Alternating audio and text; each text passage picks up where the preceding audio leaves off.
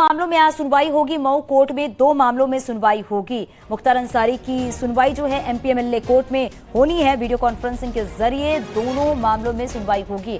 विधायक निधि दुरुपयोग और असलाहा लाइसेंस की अवैध संस्कृति का मुकदमा है। ये शहर के थाना सराय लखनसी और थाना दक्षिण टोला का एक मामला है। तो मऊ कोर्ट में 2 मामलों में सुनवाई होगी। हालांकि कोर्ट का क्या कुछ रुख रहने वाला है वो भी हम आपको अपडेट करेंगे। मुख्तार अंसारी के 2 मामलों में जो अहम सुनवाई होनी है वो मऊ कोर्ट में होगी।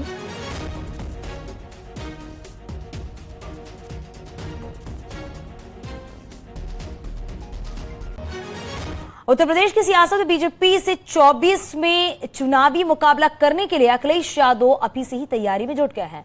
उन्होंने सपा कैडर को प्रशिक्षण देने के साथ साथ सामाजिक न्याय और जातिगत मुद्दे को धार देने की रणनीति बनाई है। इसके लिए अखिलेश यादव पर अब रथ पर सवार हो गए हैं।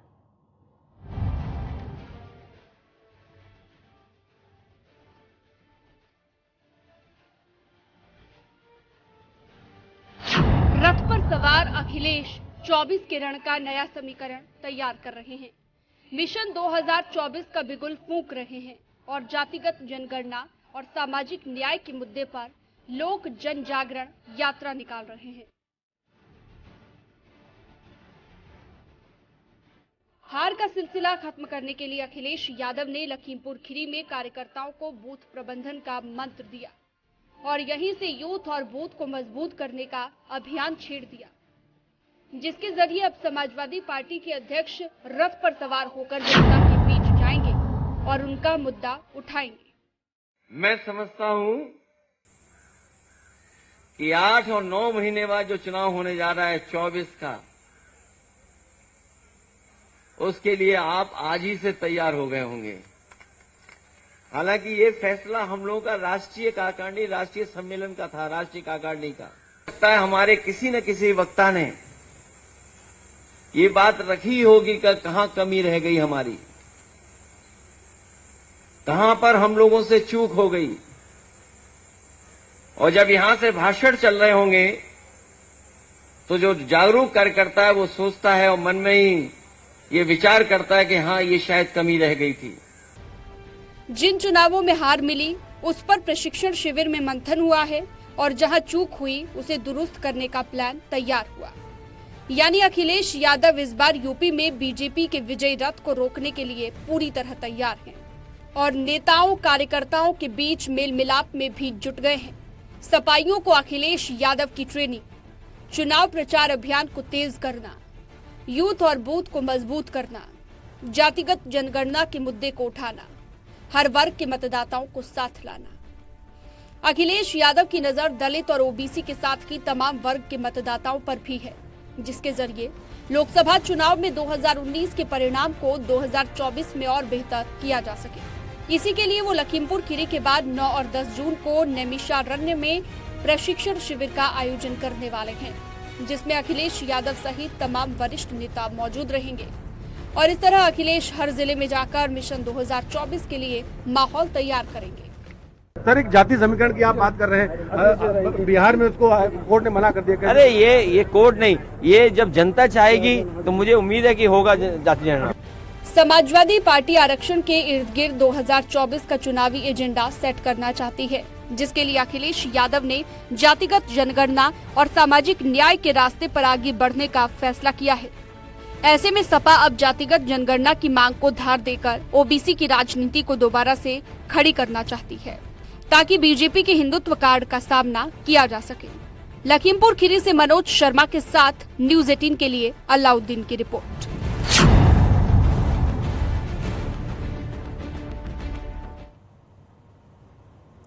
बिहार में होने वाली विपक्ष की बैठक कैंसिल हो चुकी है और ये मीटिंग बिहार के सीएम नीतीश कुमार ने बुलाई थी, लेकिन अंतिम समय में कांग्रेस ने खेल कर दिया, जिसके बाद अब अरविंद केजरीवाल और अखिलेश यादव के बीच सियासी खिचड़ी पकने लगी है, जिसकी तस्वीर देखने को मिलेगी।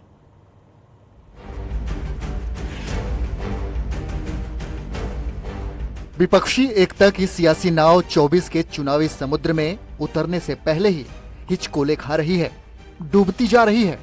पहले कर्नाटक से सियासी संदेश देने की कोशिश और फिर पटना में 12 जून को होने वाली मीटिंग में होने वाली प्लानिंग पर पानी फिर चुका है, क्योंकि कांग्रेस ने नीतीश की पीएम उम्मीदवारी के सपनों पर ग्रहण लगा दिया है, जिसमें शरीक होने के लिए यूपी से अखिलेश यादव तो दिल्ली से अरविंद केजरीवाल जाने वाले थे। पटना में विपक्षी दलों की बैठक स्थगित, मीटिंग में राहुल गांधी नहीं हो रहे थे शामिल। कांग्रेस अध्यक्ष ने बीजे शेड्यूल का हवाला दिया, तमिलनाडु के सीएम भी नहीं हो सकते थे शामिल। यानी जिस बैठक का नेतृत्व नीतीश कुमार करने वाले थे, उसमें कांग्रेस के अध्यक्ष से लेकर कांग्रेस नेता राहुल गांधी ने बीजी शेड्यूल का हवाला दिया, जिसके बाद इस बैठक को टाल दिया गया। तो दूसरी तरफ समाजवादी पार्टी और आम आदमी पार्टी के बीच भी सियासी खिचड़ी पक रही है, क्योंकि जैसे ही बैठक रद्द होने की बात सामने आई, वैसे ही अरविंद केजरीवाल ने अखिलेश के साथ मीटिंग फिक्स कर ली और कल दोनों नेता यूपी में मुलाकात करने वाले हैं, जिस पर बीजेपी ने भी निशाना साधा है। नहीं, केजरीवाल जी को पहले संविधान पढ़ना चाहिए, पहले दिल्ली में जिन्होंने शासन किया उनको पढ़ना चाहिए, उनको देखना चाहिए क्या है। जिनके पास वो समर्थन मांगने जा रहे हैं उनको ही संविधान की जानकारी नहीं है, और फिर जिनसे समर्थन मांगने जा रहे हैं उनको आप भ्रष्टाचारी बचा चुके हो, उनके पिताजी को भ्रष्टाचारी बता चुके हो आप। दरअसल अखिलेश यादव इन दिनों पूरी तरह से चुनावी मोड में नजर आ रहे हैं और यूपी में अभियान भी चला रहे हैं। इतना ही नहीं, बिहार में होने वाली बैठक में वो शामिल होने वालों की लिस्ट में सबसे आगे खड़े थे, लेकिन जब मीटिंग कैंसिल हुई तो विपक्षी एकजुटता से इतर अपनी अलग रणनीति पर जुट गए हैं, जिसकी भनक लगते ही बीजेपी अब पूरी तरह से हमलावर है। नहीं, निश्चित तौर से जो भाजपा विरोधी हैं वो सब एक साथ मिल जाएं, लेकिन जनता उनके साथ मिलने वाली नहीं है। जनता ने तय करके रखा है, हमारे नेता हमारे प्रधानमंत्री मोदी जी हैं और मोदी जी को ही फिर बनाएंगे, कमल खिलाएंगे, साइकिल पंचर करेंगे, सपा को साफ करेंगे, बसपा को साफ करेंगे, कांग्रेस को साफ करेंगे और भाजपा को पूरी तरह से कमल खिला करके फिर से सत्ता। अखिलेश यादव का मकसद साफ है और कोशिश भी है कि 24 में बीजेपी के क्लीन स्वीप वाले लक्ष्य को हर हाल में पूरा नहीं होने दिया जाए, और यही वजह है कि वो बीजेपी के प्लान पर बारीकी से नजर गड़ाए हुए हैं और बीजेपी के पैटर्न पर अपनी रणनीति भी सेट कर रहे हैं। लेकिन बीजेपी 2 कदम आगे निकलकर तमाम विपक्षी दलों को सोचने पर मजबूर कर रही है। सभी 80 सीटों पर प्रचार और रैली, टिफिन पर चर्चा से एकजुटता का मंत्र, हर घर दस्तक और बूथ मजबूत प्लान, मुस्लिम वोट के लिए मोदी योगी फैक्टर। यानी विपक्षी एकजुटता में फूट के बीच बीजेपी अपनी रणनीति के साथ आगे बढ़ रही है, लेकिन अखिलेश यादव केजरीवाल के साथ यूपी में बीजेपी को रोकने के लिए सियासी प्लानिंग पर काम कर रहे हैं, जिसकी झलक कल यानी बुधवार को देखने को मिलेगी। Bureau report, news 18।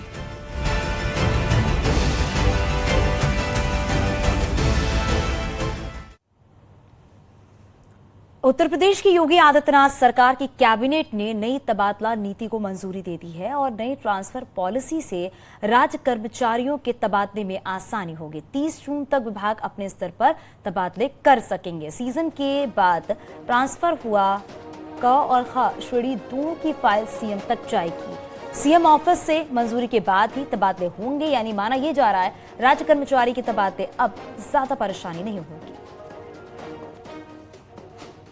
चाहे विभाग अध्यक्ष ट्रांसफर करे, वो मंत्री जी से बात करने के बाद ही उसको ओके करेंगे, और साथ ही साथ वो जो अभी तक अगर सीजन के बाद यानी ट्रांसफर सीजन के बाद कोई ट्रांसफर होता है तो उसके लिए का श्रेणी के लोगों के लिए फाइल मुख्यमंत्री तक जाती थी, अब उसमें का और खा दोनों शामिल हैं। आज योगी कैबिनेट की बैठक में कई अहम प्रस्ताव पास हुए। कैबिनेट की बैठक में 23 प्रस्ताव रखे गए, इसमें से 22 प्रस्ताव पास हुए हैं। इनमें जो अहम प्रस्ताव है वो है नई तबादला नीति। ये प्रस्ताव पास हो गया है, अब 30 जून तक सभी विभागों में ट्रांसफर किए जा सकेंगे। इसके अलावा इस तबादला नीति में इस बार खास यह है कि विभागाध्यक्ष हर विभाग के अपने मंत्रियों से परमिशन लेकर ही तबादला करेंगे। पहले मंत्रियों से परमिशन नहीं होता था, विभागाध्यक्ष के स्तर के जो तबादले होते थे वो विभागाध्यक्ष लेवल पर कर दिए जाते थे। इस बार मंत्रियों से परमिशन अनिवार्य कर दी गई है। इसी तरह से जो दूसरा अहम प्रस्ताव है वो है होटलों में रुकने के लिए पंजीकरण अनिवार्य है, यानी कि अब होटलों में रुकने के नियम सख्त कर दिए गए हैं। जो आज की बैठक में परिवहन विभाग, पीडब्ल्यूडी विभाग में तमाम प्रस्ताव रखे गए, ये पास किए गए। पीडब्ल्यूडी विभाग में नई जो डक्ट नीति है, इसका प्रस्ताव मंजूर किया गया है। इसके अलावा 22 प्रस्ताव आज कैबिनेट की बैठक में पास हुए हैं। कैमरामैन रवि के साथ संकेत मिश्रा, न्यूज 18 लखनऊ। जब न्यूज 18 पर खबर चलती है तो उसके असर की 100% की गारंटी होती है। हमने सबसे पहले गेम जिहाद को लेकर एक हैरान करने वाली खबर दिखाई थी जो गाजियाबाद से थी, जिसमें हमने आपको दिखाया कि ऑनलाइन गेमिंग से कैसे धर्म परिवर्तन का खेल चल रहा है। और अब इसका असर ये हुआ है कि यूपी पुलिस ने गृह मंत्रालय को मामले की जानकारी दी है, तो केंद्रीय एजेंसियां भी जांच में जुट गई हैं।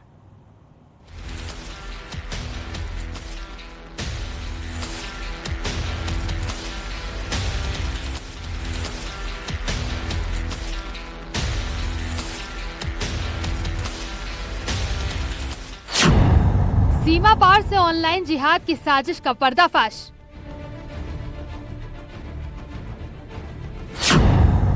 ऑनलाइन गेमिंग से बच्चों के धर्मांतरण का खुलासा। आईबी से लेकर गृह मंत्रालय तक, गाजियाबाद से लेकर दिल्ली तक सरकार एक्शन मोड में है, क्योंकि जिहादियों ने अब हिंदुस्तान के बच्चों को टारगेट बनाया है, मासूम बच्चों का ब्रेन वॉश किया है और साजिश के तहत नाबालिग बच्चों को धर्मांतरण का शिकार बनाया है।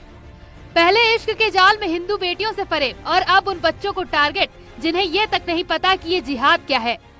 देखिए, 30 मई को थाना कविनगर क्षेत्र में बेला फुसला के धर्मांतरण करने का एक अभियोग पंजीकृत हुआ था, जिसमें कि बद्दो नाम की एक डिजिटल आइडेंटिटी थी और साथ ही साथ सेक्टर 23 जामा मस्जिद के एक मौलवी थे जिनका नाम सामने आया था। इसमें बद्दो की आइडेंटिटी हमने पता कर ली है और थाने महाराष्ट्र में हमारी एक टीम रवाना है इनकी गिरफ्तारी के लिए।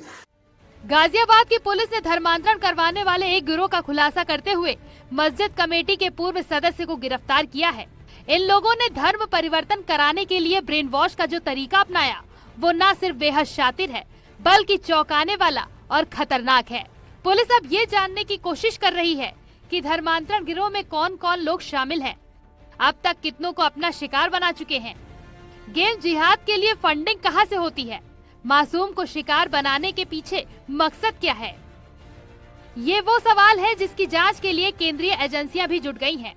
गाजियाबाद ने धर्मांतरण के एक बड़े नेटवर्क का भंडाफोड़ किया है, जिसका एक आरोपी मुंबई से सटे थाने में रहता है। इस वक्त हम मुंबई के सटे थाने के मुमरा इलाके में मौजूद हैं और ये वही फ्लैट है जहां पर एक आरोपी जो है वो अपने परिवार के साथ रहता था और गाजियाबाद की एक टीम जो है 4 लोगों की वो यहां पर पहुंची थी इसे हिरासत में लेने के लिए। हम आपको बता दें कि इसका नाम जो आरोपी है उसका नाम है शाहनवाज मकसूद। लेकिन आप देख सकते हैं घर के बाहर एक बड़ा सा ताला लगा हुआ है, यानी कि ये जो आरोपी है मकसूद वो जो है वो रफू चक्कर हो गया। हम आपको बता दें आज सुबह ही जो है गाजियाबाद के 4 लोगों की टीम जो है वो यहाँ पर पहुंची थी। गाजियाबाद में नाबालिग छात्र के धर्मांतरण मामले में जांच की आंच मुंबई तक पहुंच गई है। पुलिस शहनवाज और बद्दो की तलाश कर रही है, तो वहीं यूपी पुलिस ने गृह मंत्रालय को मामले की जानकारी दी है, क्योंकि गाजियाबाद में ऑनलाइन गेमिंग के जरिए नाबालिग बच्चों के धर्मांतरण कराने वाले गिरोह का खुलासा होने के बाद हड़कंप मच गया है। पुलिस को इनपुट मिले हैं कि इस गिरोह का जाल देश भर में फैला हुआ है। ये जिहादियों की यही षड्यंत्र होते हैं। पहले हिंदू लड़कियों को फंसाते हैं, फंसाने के बाद में उसको ट्रैप करते हैं। ट्रैप इन द सेंस को उसको मानसिक रूप से, आर्थिक रूप से, सामाजिक रूप से इतना टॉर्चर कर देते हैं कि वो बच्ची न तो अपना खुद सोच पाती, न ही अपने घर वालों को, अपने परिवार को सोच पाती। पुलिस ने इस केस में 3 पीड़ित बच्चों से पूछताछ की है। इसमें पता चला है कि धर्मांतरण के 3 स्टेप थे, जिसके जरिए मासूम बच्चों को टारगेट किया जाता था और सीमा पार से मिले आदेश के बाद हिंदुस्तान में जाकिर नाइक के वीडियो दिखाकर इस्लामिक रीति रिवाज के बारे में बताया जाता था। यानी हिंदू बच्चों को इस्लाम धर्म कबूल करवाने के लिए ये सब पिछले कई दिनों से चल रहा था, जिसका खुलासा होने के बाद अब यूपी से दिल्ली तक हड़कंप मचा है। Bureau report, news 18।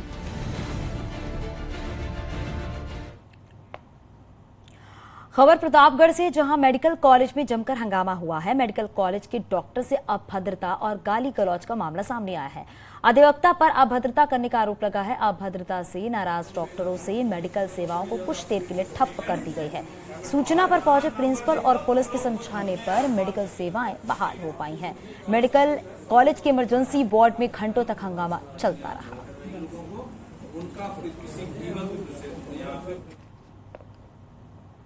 सोनभद्र